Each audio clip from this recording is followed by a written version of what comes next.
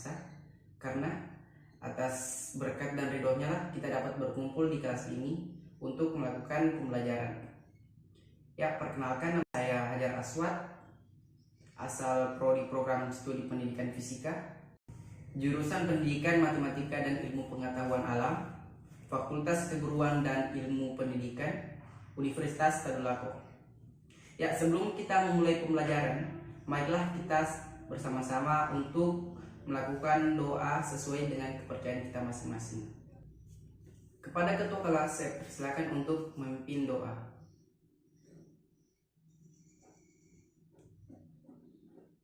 Ya, berdoa selesai. Ya, kita lanjut dengan pengabsenan. Kepada adik-adik, tolong isi absen yang telah disebarkan tadi. Lalu itu, apakah ada yang sakit atau kendala sehingga membuat dia tidak dapat hadir pada pembelajaran kali ini? Kalau ada, tolong isi di bagian bawah supaya kita tahu. Oke Kak, sudah? Oh ya.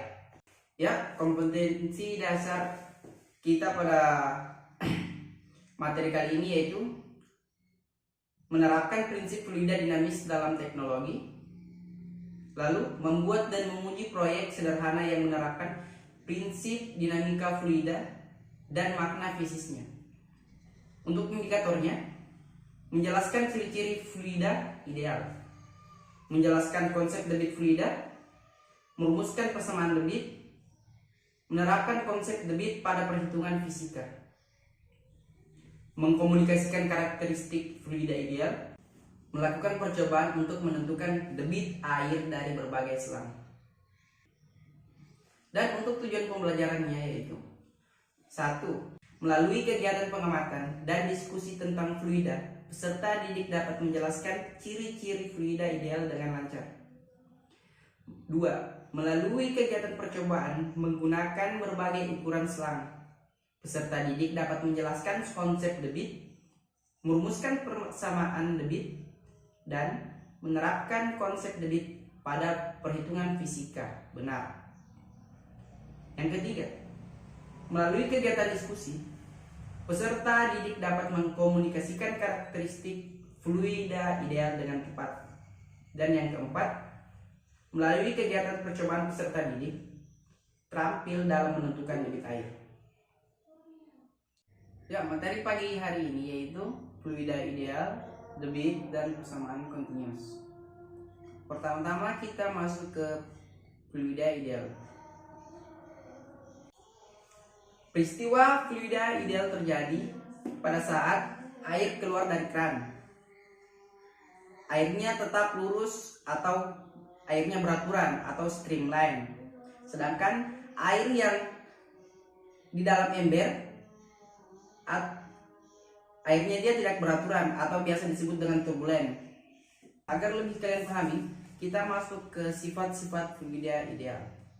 Yang pertama itu sifatnya tak termampatkan. Kita bisa lihat pada gambar berikut ini. Atau incompressible, artinya bahwa fluida ideal tidak akan mengalami perubahan volume. Volumenya akan tetap diam atau konstan. Atau massa jenis ketika mendapatkan pengaruh tekanan. Maksudnya, dia tetap akan konstan dan diam ketika diberikan tekanan. Baru yang kedua itu tidak kental atau non viskos. Artinya, kita lihat pada gambar kedua, artinya fluida ideal tidak akan mengalami gesekan. Dia tidak akan mengalami gesekan antara lapisan fluida yang satu dengan fluida lainnya, maupun dinding salurannya memiliki gejala viskositas. Baru yang ketiga itu alirannya streamline. Kita bisa lihat alirannya streamline. Ini aliran pada keran air tadi. Artinya itu mempunyai garis alir tertentu yang tidak saling berpotongan. Maksudnya itu alirannya itu lurus, dia lurus. Kita masuk yang keempat, alirannya lunak. Maksudnya itu bisa lihat kita lihat pada gambar. Artinya kecepatan pada satu titik luas penampang yang sama akan bernilai sama. Mungkin adik-adik bisa pahami? Ya. Lalu itu kita masuk ke materi kedua. Materi kedua itu ialah debit. Ada yang tahu apa itu debit? Ada yang tahu apa itu debit? Debit dilambangkan dengan Q besar. Maksudnya itu, debit maksudnya besaran yang menyatakan volume fluida yang mengalir melalui suatu penampang tertentu dalam satuan waktu. Secara matematis, debit dapat dinyatakan sebagai berikut. Bisa kita lihat. Debit sama dengan volume fluida per atau dibanding selang waktu. Semakin besar fluida, semakin besar volume fluidanya, maka debitnya pun akan semakin besar. Sebaliknya, jika selang waktunya semakin lama, maka debitnya akan kecil. Apakah kalian pernah mendengar debit? Tidak. Atau debit air seperti contohnya debit sungai air Ciliwung naik, atau debit dan lain. Mengapa air sungai naik bukan terjadi akibat debit, melainkan terjadi akibat fluida atau volume sungai tersebut naik, sehingga menyebabkan debitnya tersebut pun ikut naik. Debit dirumuskan Q sama dengan V per T. Ya, kita masuk ke gambar ini agar lebih bisa dipahami. Gambar ini yaitu selang waktu selang waktu yang kita perlukan untuk T fluida mengalir melalui pipa dengan luas penampang A untuk menempuh panjang lintasan L. Dapat kita lihat pada gambar.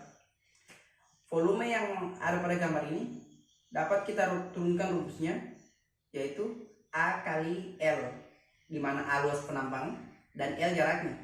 Lalu L ini dapat kita turunkan lagi menjadi V per T atau kecepatan aliran air pada saat mengalir melewati luas penampang, dan T waktu yang dibutuhkan untuk melewati luas penampang tadi. Q sama dengan V per T sama dengan A kali L per T sama dengan A kali V kali T per T. Jadi T-nya dapat kita hilangkan menjadi A kali V atau luas penampang kali volume. Jadi Q sama dengan A kali V. Itu adalah rumus turunan dari debit. Yang mana Q sama dengan debit fluida yang diberi satuan meter kubik per sekon. V sama dengan volume yang satuannya meter kubik. T sama dengan selang waktu yang satuannya sekon. Dan V kecil atau kecepatan fluida dan dengan satuan meter per sekon kuadrat. Kita masuk ke materi ketiga, yaitu persamaan kontinuitas. Menurut hukum kekekalan massa fluida yang masuk ke satu ujung pipa adalah sama dengan massa fluida yang keluar pada ujung yang lainnya dalam selang waktu yang sama. Ingat, pada aliran tunak tidak ada fluida yang keluar melalui dinding pipa. Dapat kita lihat pada gambar berikut. Aliran fluida pada suatu pipa. Jika ditinjau daerah 1 dan daerah 2 sebagai tempat pengukuran laju fluida dan massa fluida yang mengalir, maka A1 dan A2 adalah luas penampang pipa pada 1 dan 2. P1 dan P2 adalah massa jenis fluida pada 1 dan 2. V1 dan P2 adalah laju-laju partikel pada V1 dan V2. Selama selang waktu T, fluida pada 1 bergerak ke kanan menempuh jarak X1 sama dengan V1 kali T. Dan fluida pada 2 bergerak ke kanan menempuh jarak X2 sama dengan V2 kali T. Sehingga volume fluida yang mengalir masuk lewat 1 pada pipa adalah V1 sama dengan A1 kali X1 sama dengan A1 V1 kali T. Dan volume fluida yang mengalir keluar lewat 2 pada pipa adalah V2 sama dengan A2X2 sama dengan A2 V2 kali T. Karena pada materi ini kita mempelajari fluida ideal, yaitu fluida yang tak termampatkan, maka massa jenis fluidanya konstan atau P1 sama dengan P2. Sehingga persamaan kontinuitas kita menjadi A1 kali V1 sama dengan A2 kali V2. Diturunkan lagi P1 kali A1 kali V1 kali delta T sama dengan P2 kali A2 kali V2 kali delta T. Secara umum dapat kita nyatakan yaitu A1 kali V1 sama dengan A2 kali V2 sama dengan konstan. Yang mana A1 sama dengan luas penampang 1, satuannya yaitu meter kuadrat. A2 sama dengan luas penampang 2 dengan satuan meter kuadrat. V1 sama dengan kecepatan aliran fluida pada penampang 1 dengan satuan meter per sekon. V2 sama dengan kecepatan aliran fluida pada penampang 2 dengan satuan meter per sekon. Kita juga telah mengetahui bahwa Q sama dengan A kali F atau itu adalah rumus debit. Maka persamaan kontinuitas dapat dinyatakan sebagai persamaan debit konstan atau Q1 tambah Q2 tambah Q3 sama dengan konstan. Persamaan kontinuitas dapat dimodifikasikan menjadi beberapa bagian, yaitu yang pertama, perbandingan kecepatan fluida dengan luas penampang atau V1 per V2 sama dengan A2 per A1. Yang kedua, perbandingan kecepatan fluida dengan diameternya penampang. V1 sama dengan V2 dan R2 per R2 per R2 kuadrat per R1 kuadrat sama dengan D2 kuadrat per D1 kuadrat.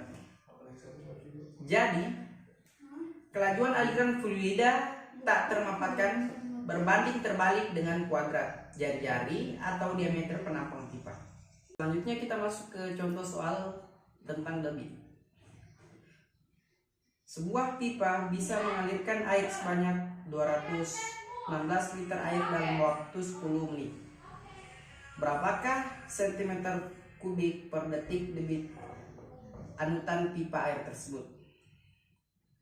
Ya, kita jawab bersama-sama.